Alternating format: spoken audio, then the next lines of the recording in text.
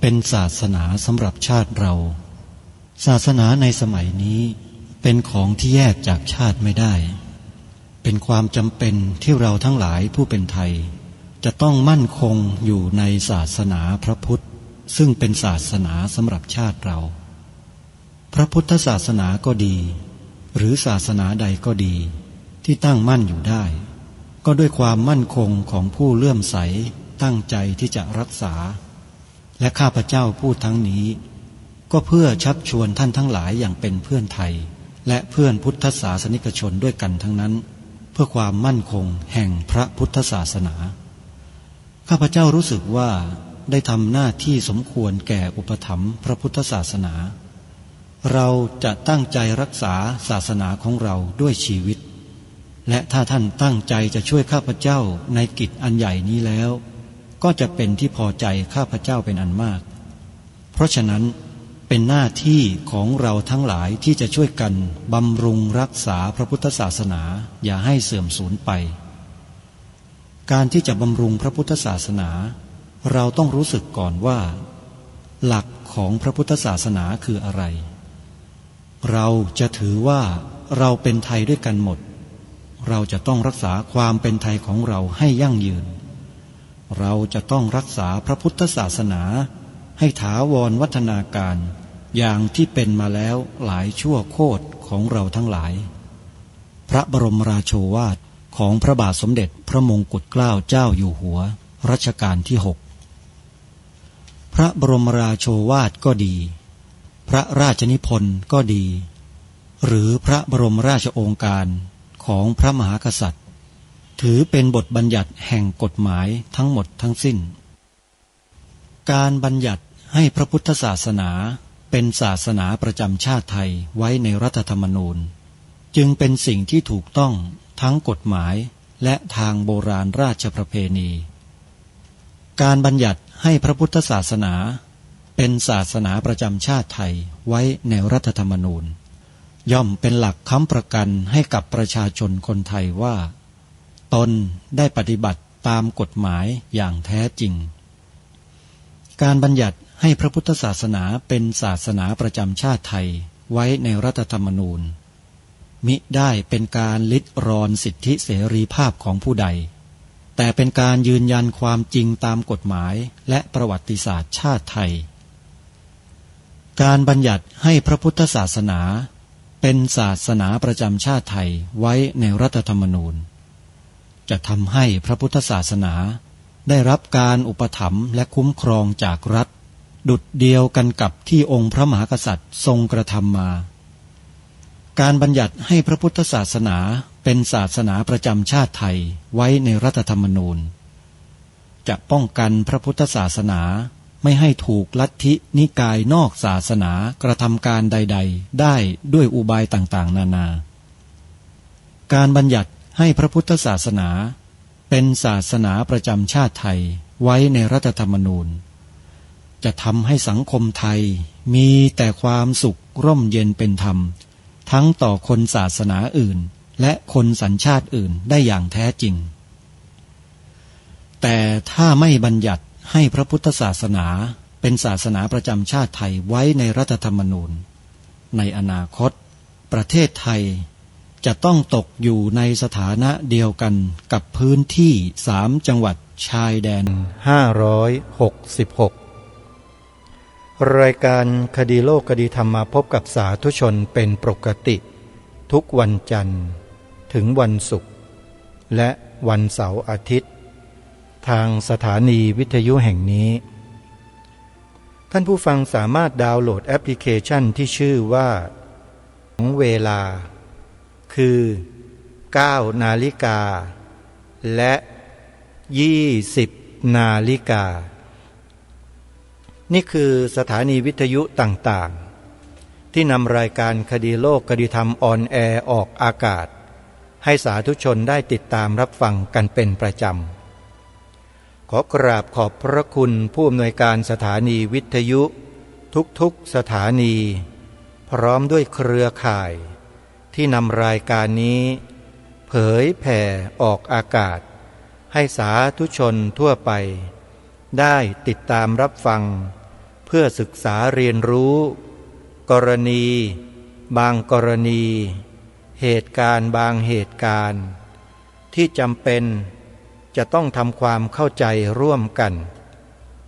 เพื่อไม่ให้เกิดความแตกแยก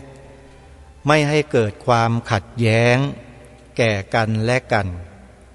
ในข้อของพระธรรมวินัยซึ่งในปัจจุบัน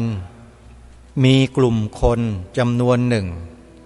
พยายามที่จะสร้างความแตกแยกให้แก่หมู่ชาวพุทธของเราเนืองทำอยู่เป็นอาจินทำอยู่เป็นปกติเพราะฉะนั้นการมาทำความเข้าใจมาชี้แจงมาแสดงเหตุแสดงผลให้พวกเราได้สดับรับฟังเพื่อทำความเข้าใจให้ถูกต้องตรงกันนั้นจึงเป็นความจำเป็นเพราะฉะนั้นสาธุชนผู้ฟังทุกท่านเมื่อท่านใดก็ตามฟังรายการคดีโลกคดีธรรมแล้วเกิดความเข้าใจเกิดความเห็นใจของผู้ถูกกล่าวหาคือพระสงฆ์ทั่วราชอาณาจักรโยมก็ต้องช่วยกันเผยแพร่สิ่งนี้ให้กับพี่น้องชาวพุทธของเราได้สดับรับฟังร่วมกันด้วยเผื่อว่าเขาจะได้รู้ว่าปัจจุบันนี้พระพุทธศาสนาของเรานั้นที่เสื่อมลงไม่ใช่เพราะพระสงฆ์แต่ที่เสื่อมลงก็เพราะมีคนบางกลุ่มบางพวกไปกล่าวร้ายใส่ร้ายพระภิกษุสงฆ์ต่างหากแล้วก็เที่ยวไปโพลธนาหลอกลวงผู้คนให้เกิดความเสื่อมศรัทธาต่อพระสงฆ์นั่นแหละคือกลุ่มคนที่ทำลายพระพุทธศาสนาของเราองค์พระบาทสมเด็จพระมงกุฎเกล้าเจ้าอยู่หัวรัชกาลที่ 6ตรัสเตือนพวกเราชาวพุทธไว้ในบทพระราชนิพนธ์เทศนาเสือป่าความตอนหนึ่งว่าผู้ที่คนอื่นเขาส่งเข้ามาปลอมแปลงเพื่อทำลายพระพุทธศาสนาเราทั้งหลายต้องคอยระวังรู้เท่าไว้จึงจะควรพวกเราส่วนมากรู้ไม่เท่าทันคนพวกนี้จริงๆทำไมจึงรู้ไม่เท่าทันทราบไหมท่านเพราะว่าคนพวกนี้เนี่ยแสดงตนแสดงตัวหน้าเลื่อมใสทำให้เกิดใจศรัทธาในคำพูดคำจาไม่ว่าใครที่ไหนก็ตามเมื่อได้ฟังได้ยินคนเหล่านี้ได้เห็นคนเหล่านี้มีปฏิปทาที่งดงามพูดจาไพเราะอ้างหลักการถูกต้องอ้างพระไตรปิฎกถูกต้องแต่ไม่มีไหวพริบปฏิภาณที่จะจับจุดที่เลวร้ายของคนพวกนี้ได้เลยมองไม่เห็นเพราะอะไรรู้ไหมฮะเพราะรู้ไม่เท่าทันเขาแต่มีพระสงฆ์ของเราจำนวนไม่น้อยนะที่รู้เท่าทันคนพวกนี้แล้วก็มีพระสงฆ์จำนวนที่น้อยมากๆที่กล้าออกมาแก้ปรปวาทคนพวกนี้มาชี้แจงมาแสดงเหตุผลทำความเข้าใจกับพุทธศาสนิกชนคนไทยของเราให้ได้รู้ได้ทราบถึงกลลวงของคนพวกนี้ก็มีพระมหาอุเทนปัญญาปริทัศน์ปริยธรรม9ประโยควัชนะสงครามที่ทางรายการคดีโลกคดีธรรมนำมาเปิดให้ฟังกันไป6คลิปที่ผ่านมาสดๆร้อนๆเมื่อสัปดาห์ที่แล้วนั่นแหละรูปหนึ่งอีกรูปหนึ่งก็คือที่จะเปิดให้ฟังในวันนี้เป็นครูบาอาจารย์สายกรรมฐานพระสายวัดป่าที่กลุ่มคนที่ปลอมตัวเข้ามาเป็นชาวพุทธปลอมแปลงปลอมปนแล้วก็มาด่าพระเนี่ยเขาให้ความเคารพยกย่อง ท่านนี้ก็รู้เท่าทันคนพวกนี้เป็นอย่างดี จึงได้ออกมาแสดงออกมาชี้แจงออกมาเปิดโปงขบวนการพวกนี้ให้พวกเราได้รู้ได้ทราบร่วมกันท่านผู้นี้ก็คือพระอาจารย์วิทยากิจจวิชโชจากวัดป่าดอยแสงธรรมญาณสัมปันโนนั่นเองนอกจากนั้นก็มีพระเถรานุเถระครูบาอาจารย์อีกหลายรูปที่ท่านรู้เท่าทันคนพวกนี้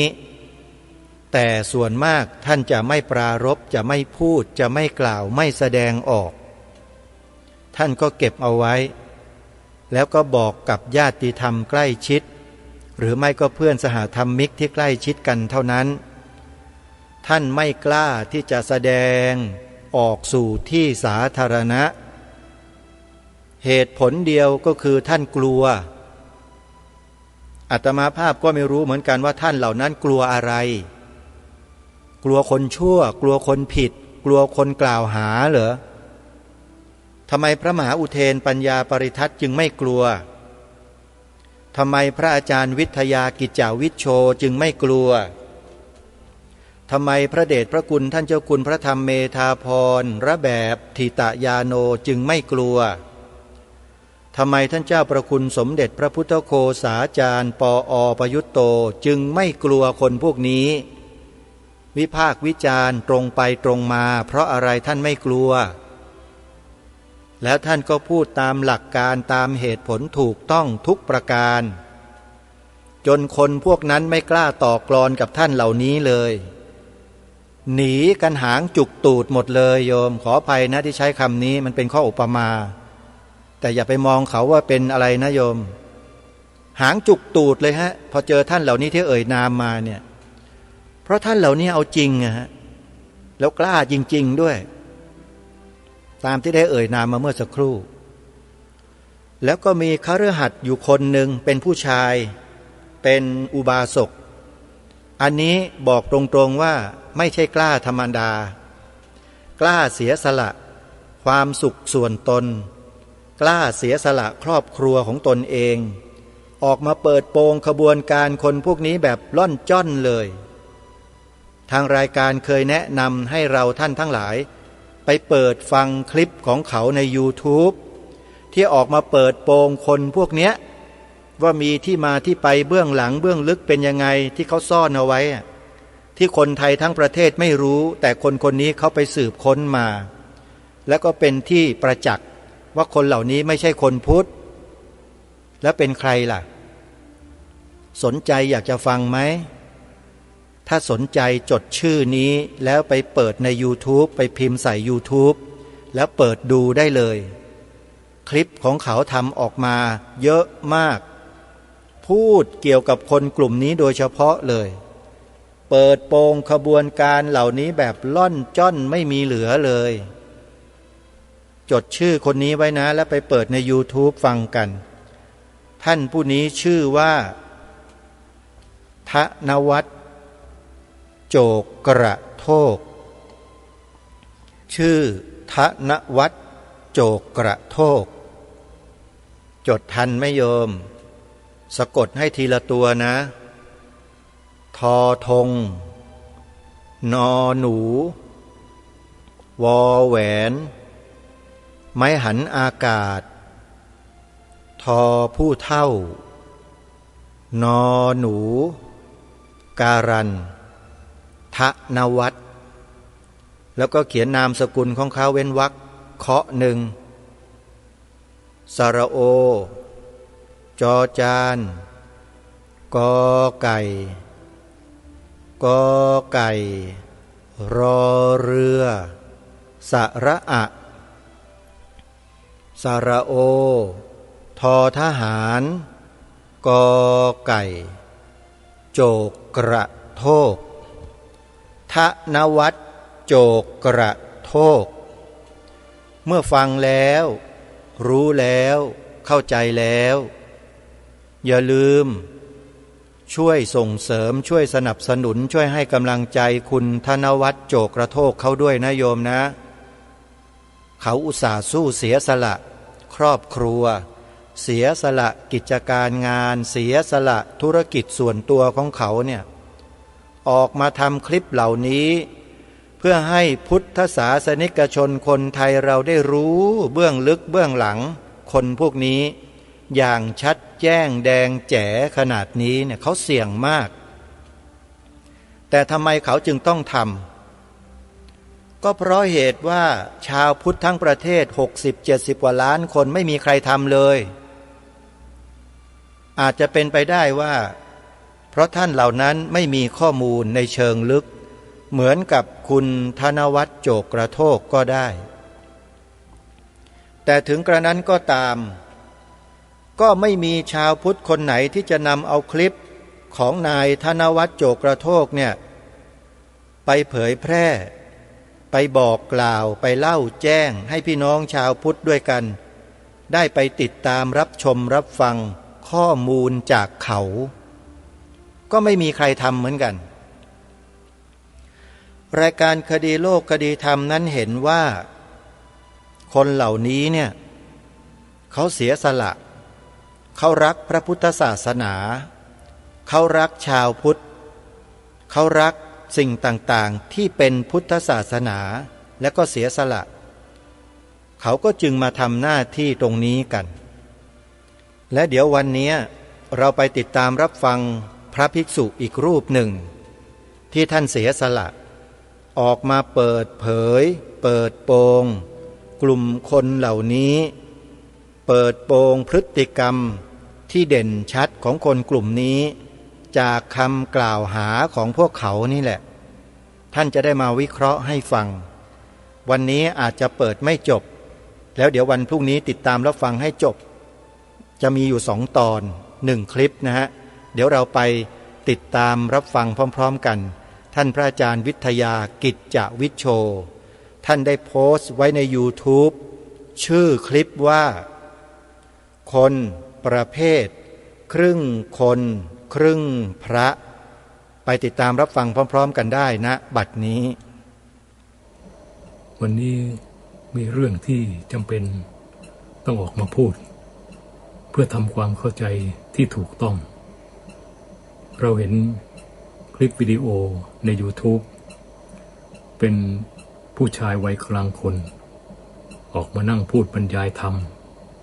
ตำหนิติเตียนพระสงฆ์และตำหนิการปฏิบัติของชาวพุทธแบบผิดบ้างถูกบ้างโดยอวดอ้างว่า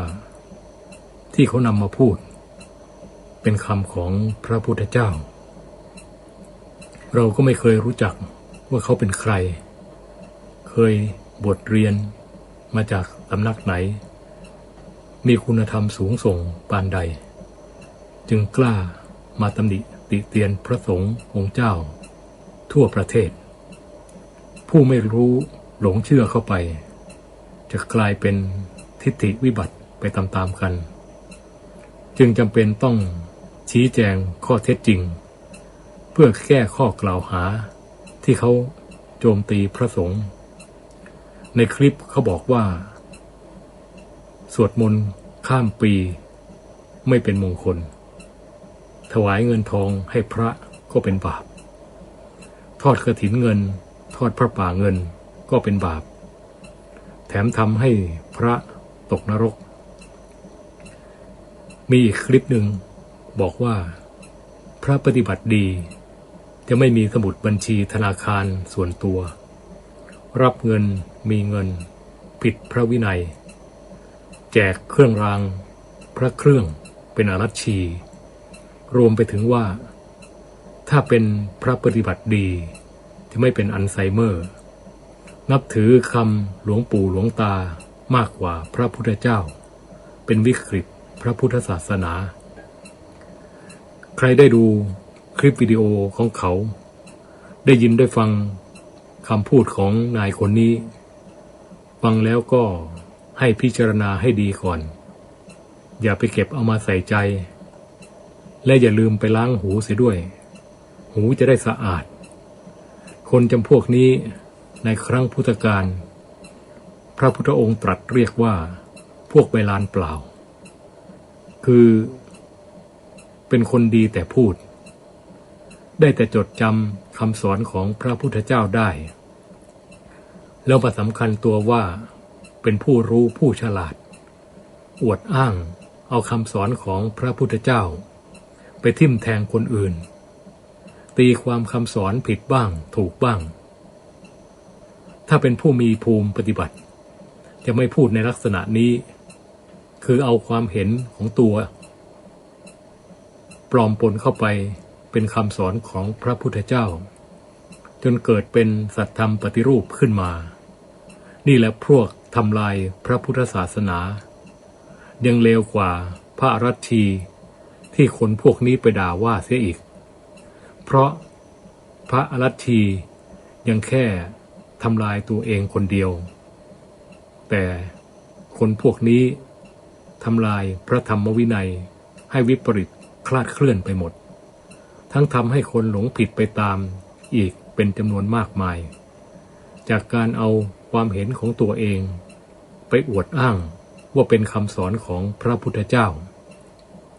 เราไม่แน่ใจนักว่าในสายตาของนายคนนี้เขามีความเคารพนับถือพระสงฆ์องค์ไหนว่าเป็นพระปฏิบัติดีบ้างในประเทศไทยยังจะมีพระปฏิบัติดีให้เขากราบไหว้อยู่หรือเปล่า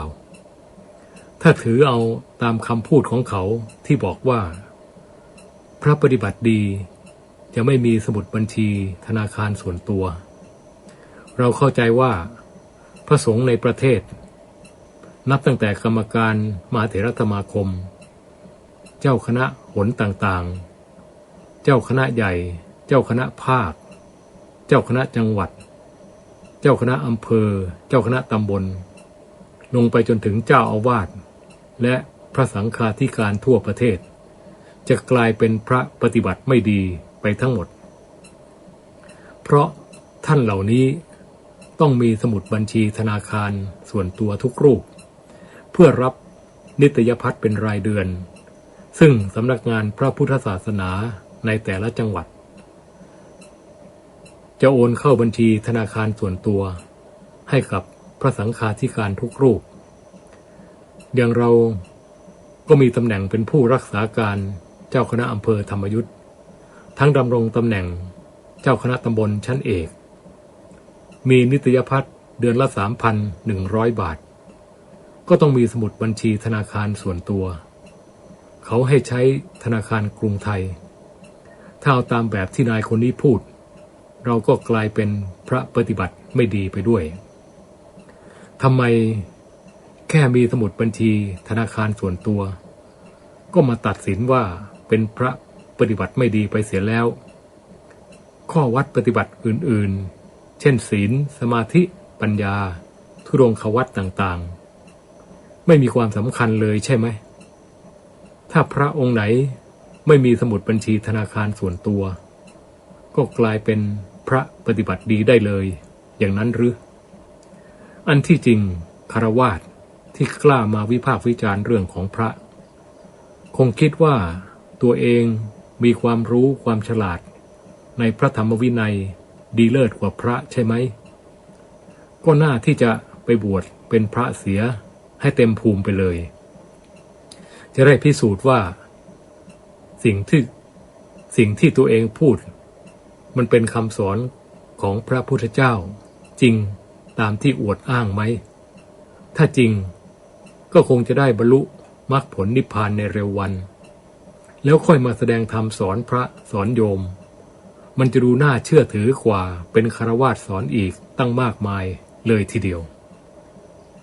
ศาสนาก็จะได้มี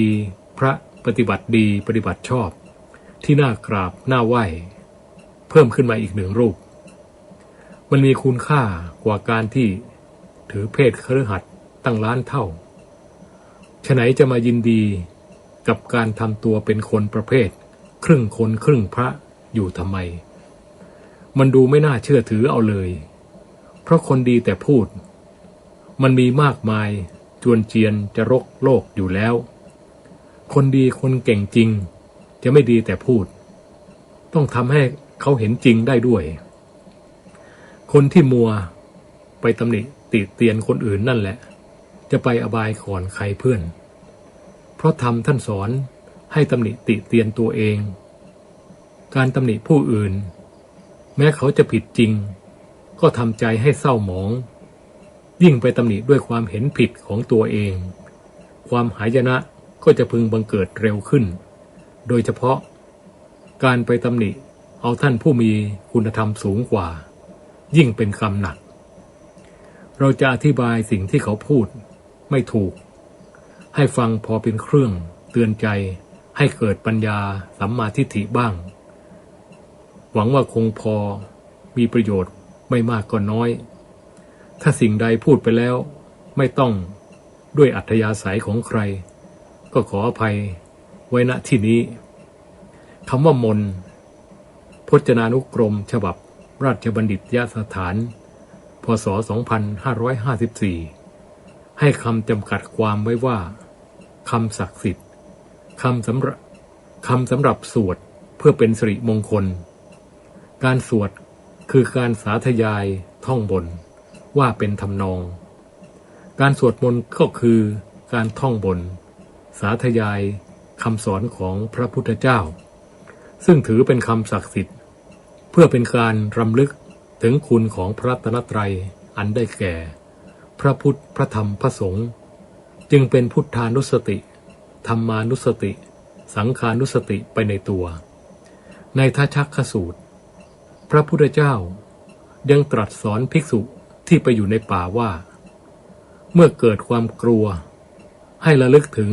พระพุทธพระธรรมพระสงฆ์ไปตามลำดับแล้วความกลัวจะหายไปหากใครจะมาพูดว่าการสวดมนต์ไม่เป็นมงคลก็แสดงว่าคนคนนั้นคงไม่มีอะไรเป็นมงคลในชีวิตแล้วประเพณีของชาวพุทธเราเวลามีงานมงคลเช่นขึ้นบ้านใหม่งานแต่งงานก็นิยมนิมนต์พระสงฆ์9 รูปไปเจริญพระพุทธมนต์เพื่อความเป็นสิริมงคลก็คือไปสวดมนต์นั่นแหละถ้าถือเอาตามมติของนายคนนี้พระสงฆ์ก็ไม่ต้องไปเจริญพระพุทธมนต์ที่ไหนเพราะเขาบอกว่าการสวดมนต์ไม่เป็นมงคลในมงคลสูตร38ประการก็ล้วนเกี่ยวเนื่องกับพระพุทธพระธรรมพระสงฆ์ทั้งนั้นไล่ไปตั้งแต่วรรคที่ 1ไม่ให้คบคนพาลให้คบบัณฑิตเป็นมงคลอันสูงสุดมหาบัณฑิตเอกก็คือพระพุทธเจ้าพระธรรมพระสงฆ์นี่แหละการสวดมนต์ก็เป็นการรำลึกถึงพระคุณของพระพุทธเจ้ารำลึกถึงพระธรรมคำสอนของพระพุทธเจ้ารำลึกถึงพระสงฆ์สาวกของพระพุทธเจ้าทำไมจึงพูดไปได้ว่าการสวดมนต์ไม่เป็นมงคลฟังแล้วก็น่าอนาถใจนัก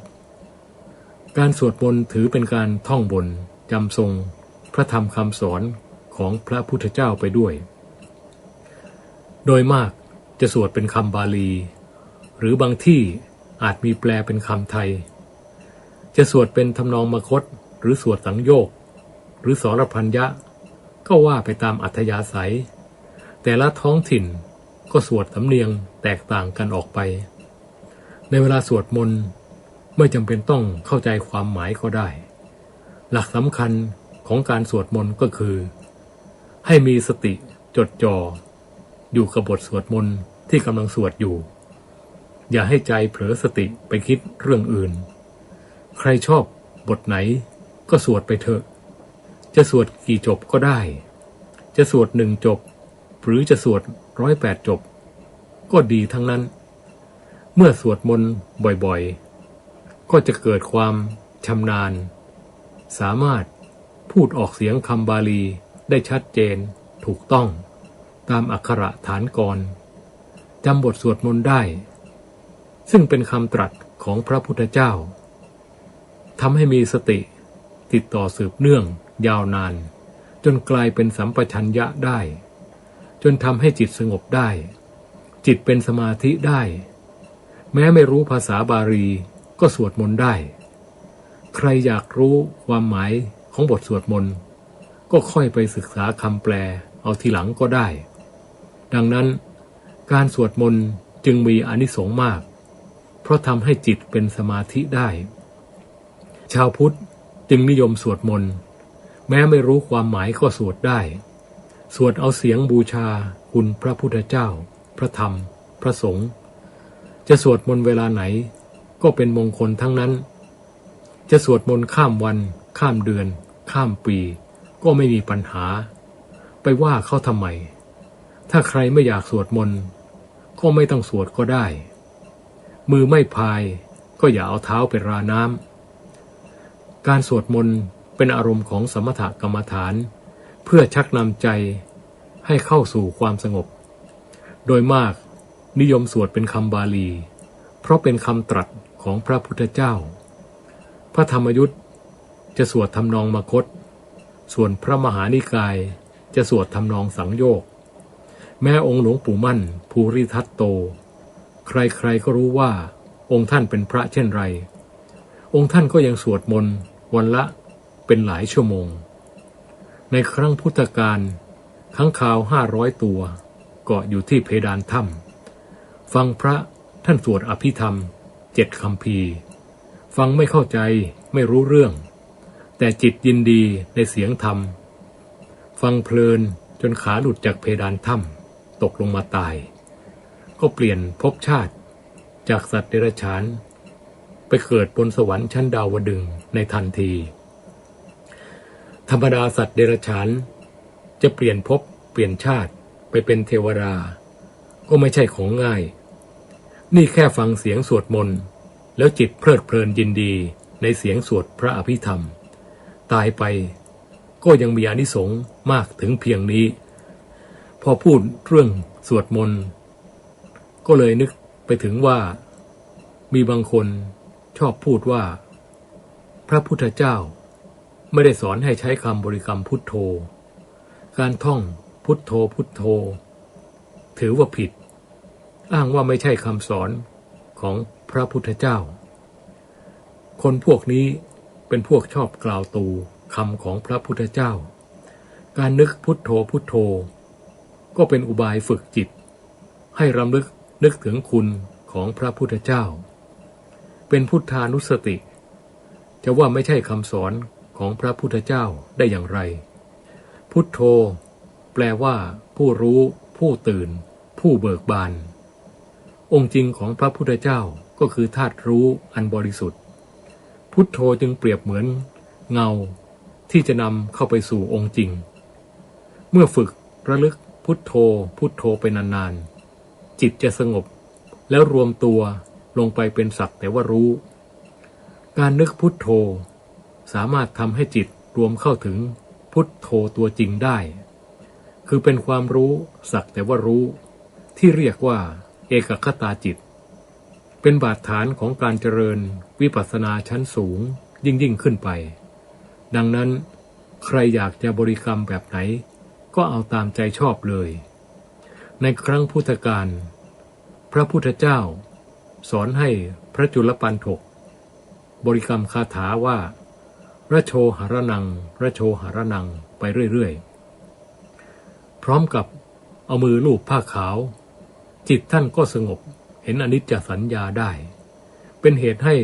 บรรลุพระอรหันต์พร้อมด้วยจตุปฏิสัมภิทาญาณพระพุทธเจ้าทรงตั้งให้เป็นเอตทัคคะทางด้านมโนมยิทธิมีฤทธิ์ทางใจเป็นเลิศคำบริกรรมต่างๆจึงเป็นพาหะนำจิตไปสู่ความสงบได้เป็นเหตุให้เกิดวิปัสสนาญาณในระดับสูงได้ก็ไม่เข้าใจว่าคนพวกนี้เคยภาวนาเป็นหรือเปล่าจึงมาหาตำหนิติเตียนคำบริกรรมพุทโธการสวดมนต์ข้ามปีก็เป็นกุศโลบายที่จะชวนคนให้เข้าวัดมาสวดมนต์ก็ยังดีกว่าปล่อยให้คนไปกินเหล้าเมายาสวนเสเฮฮาถ้าใครอยากสวดมนต์ก็ไปสวดมนต์ใครไม่อยากสวดมนต์ก็ไม่ต้องไปถ้าไม่เห็นดีเห็นงามกับเขาก็อยู่เฉยๆก็ได้จะไปพูดให้คนในสังคมเกิดความเข้าใจผิดเกิดความขัดแย้งกันเพื่ออะไรส่วนการที่มาบอกว่าท ถวายเงินทองให้พระเป็นบาปทอดกฐินเงินทอดผ้าป่าเงินเป็นบาปแถมทำให้พระตกนรกอันนี้ก็ไม่เป็นความจริงถ้าจะเอาพระวินัยมาพูดก็ควรพูดให้ถูกพูดให้หมดอย่าพูดให้คนหลงผิดเข้าใจผิดเราเคยอธิบายหลายครั้งว่าตอนแรกพระพุทธองค์ทรงห้ามไม่ให้พระจับเงินจับทองไม่ให้พระรับเงินรับทองเองหรือแม้แต่ให้คนอื่นรับไว้ตอนหลังจึงมีอนุบัญญัติที่เรียกว่าเมนทกานุญาตทรงมีพระพุทธานุญาตให้พระสงฆ์มีไวยาวัจกรรับเงินทองแทนได้แต่ไม่ให้ยินดีในเงินและทองนั้นให้ยินดีในปัจจัยสี่อันจะพึงได้จากเงินและทองนั้นๆในเมื่อพระพุทธเจ้าทรงอนุญาตให้มีไวยาวัจกรรับเงินแทนได้ญาติโยมเขาก็เอาเงินมาถวายพระได้พระก็ให้ไวยาวัจกรรับไว้มันจะเป็นบาปตรงไหนก็เขามีเจตนาเป็นกุศลเจตนาเขาเอาเงินมาถวายพระเขาต้องการช่วยเหลือค่าใช้จ่ายของพระสงฆ์ค่าน้ำค่าไฟค่าอาหารค่าอยู่ค่ายาค่ารถค่าเดินทางค่าซ่อมบำรุงกุฏิวิหารชำรุดทรุดโทรมมันเอาแบงก์กงเต็กไปจ่ายไม่ได้นะเขาจะทอดกฐินเงินทอดผ้าป่าเงินมันก็เป็นศรัทธาของเขาพระจะไปห้ามเขาได้ยังไงในเมื่อมันไม่ได้ผิดพระวินัยอะไรจะห้ามเขาทำไมพระท่านก็ต้องฉลองศรัทธาญาติโยมวัดแต่ละวัดก็มีภาระค่าใช้จ่ายหลายอย่างที่จำเป็นต้องใช้เงินไปดำเนินการบางครั้งก็อ้างว่าการทอดกฐินทอดผ้าป่าเป็นเรื่องของการถวายผ้าก็จริงเป็นเรื่องของผ้าก็ถวายผ้าให้เพียงพอกับความต้องการใช้งานถ้าจะให้ถวายแต่ผ้าอย่างเดียวผ้าคงกองเท่าภูเขามันก็มากเกินความจำเป็นพระท่านจะเอาผ้าไปทำอะไรนักหนามีผ้าไตรจีวร3 ผืนก็ใช้ไปได้ถึง 4-5 ปีเขาจึงจัดถวายเงินเป็นบริวารกฐินเป็นบริวารผ้าป่าด้วยก็ถูกต้องแล้วมิใช่ว่าพระสงฆ์จะอยากได้เงินทองของญาติโยมแต่โดยเหตุผลแล้วการถวายเป็นเงินมันทำประโยชน์ได้มากกว่ามันเก็บไว้ได้นานกว่าเวลาขาดเหลืออะไรก็ให้ไวยาวัจกรของวัดเอาเงินไปจัดหามาในเมื่อพระพุทธเจ้าก็ตรัสอนุญาตไว้แล้วถ้าใครไม่มีศรัทธาไม่อยากถวายเงินพระสงฆ์ก็ไม่เป็นไรไม่ต้องถวายก็ได้ไม่มีใครบังคับแต่อย่าไปพูดให้คนหลงผิดเกิดความเข้าใจผิดมันกลายเป็นการบิดเบือนคำสอนของพระพุทธเจ้าที่มันมีปัญหาเรื่องจับเงินไม่จับเงิน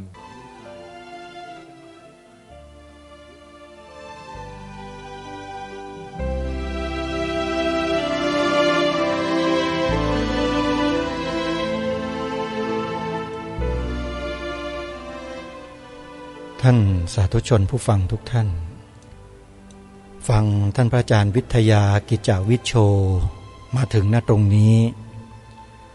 ก็น่าจะมีความเข้าใจสถานการณ์ที่ทางรายการได้ปรารภมาโดยตลอดเกี่ยวกับเรื่องดังกล่าวนี้เพิ่มขึ้นท่านพระอาจารย์วิทยากิจจวิชโชรูปนี้เป็นครูบาอาจารย์สายวัดป่าเป็นคณะธรรมยุทธเป็นศิษย์ขององค์หลวงตามหาบัวญาณสัมปันโนท่านกล่าวแสดงถึงบุคคลกลุ่มดังกล่าวว่าพฤติกรรมที่เขาแสดงออกมาทางวาจานั้นเป็นอย่างไรท่านพระอาจารย์วิทยาพูดได้ชัดเจนแล้วเดี๋ยววันพรุ่งนี้เรามาฟังท่านกันยาวๆจนกระทั่งจบ ในคลิปนี้ด้วยกัน แล้วก็ยังมีคลิปอื่นๆที่ท่านได้ปรารภและพูดถึงกลุ่มคนในลักษณะเดียวกันที่โจมตีพระสงฆ์ไทยเราอย่างต่อเนื่องโดยเฉพาะกล่าวหาองค์หลวงตามหาบัวว่าเป็นพระอรหันต์เก๊ทราบรับรู้รับฟังกันถึงปฏิปทาขององค์หลวงตามหาบัวให้เราได้ฟังอย่างชัดเจนแล้วก็กล่าวถึงกลุ่มคนเหล่านั้นชัดเจนเหมือนกันเทปนั้นเดี๋ยวเรามาฟังต่อจากเทปนี้ไปพร้อมๆกันในโอกาสข้างหน้าสำหรับวันนี้เวลาของรายการหมดลงแล้วท่านผู้ฟังต้องขอสมมุติยุติไว้แต่เพียงเท่านี้พบกับรายการได้ใหม่ในวันต่อไปขอความสุขความสวัสดีในธรรมแห่งองค์สมเด็จพระบรมศาสดาสัมมาสัมพุทธเจ้าจงปรากฏเกิดมีขึ้นในจิตใจของท่านผู้ฟังทุกท่านทุกคนเทินขอเจริญพร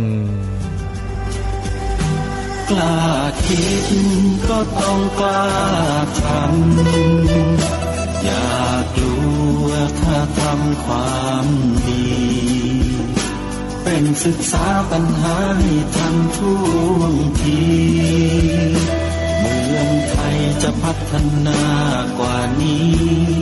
รายการดีๆคดีโลกคดีธรรมขอรำพัน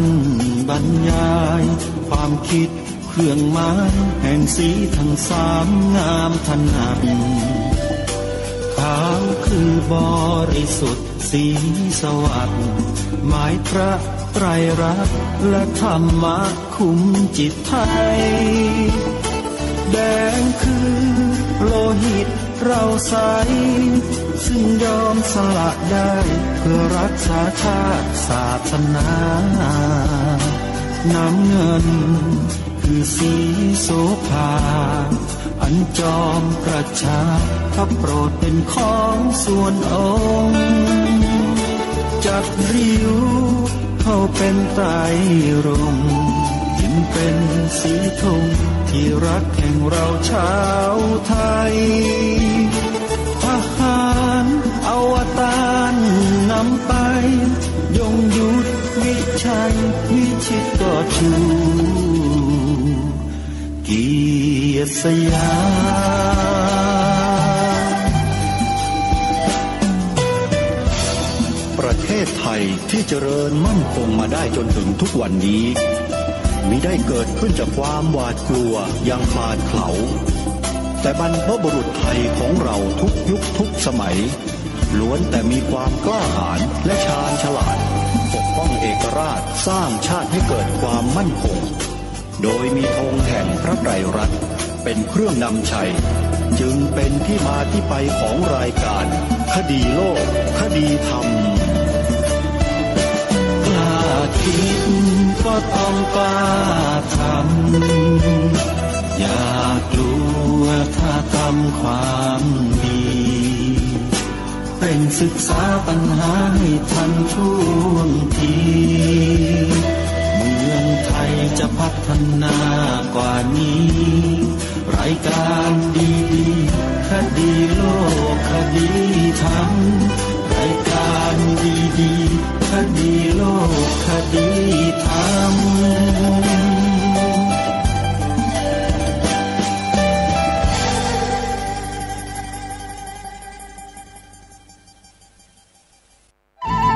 ที่จบไปแล้วนั้นเป็นรายการ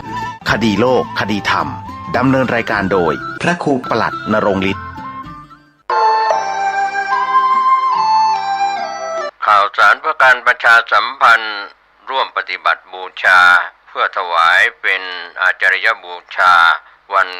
ครบรอบ100 ปีชาตการพระเดชพระคุณพระพรหมมงคลไฝปัตนาหลวงปู่ครูบาทองสิริมังคละมหาเถระระหว่างวันที่10 ถึง 21 กันยายน พันธ์กำหนดการวันกตัญญูปีที่ 28 บำ